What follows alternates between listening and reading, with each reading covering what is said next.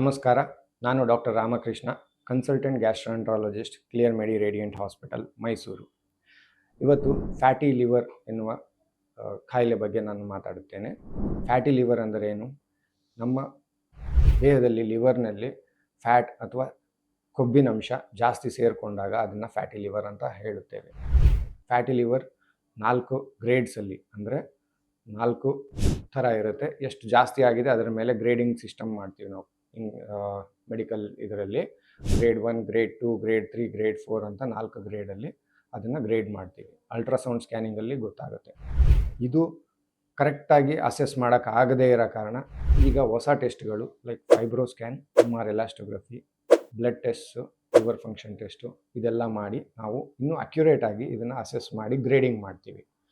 ಯಾವುದೇ ಗ್ರೇಡ್ ಇರಲಿ ಅದನ್ನು ನಿಮ್ಮ ಡಾಕ್ಟರ್ ಜೊತೆ ಡಿಸ್ಕಸ್ ಮಾಡಬೇಕು. Grade 1 fibrosis, F1, F2, F3 ಫೈಬ್ರೋಸಿಸ್ನ ನಾವು ರಿವರ್ಸ್ ಮಾಡ್ಬೋದು.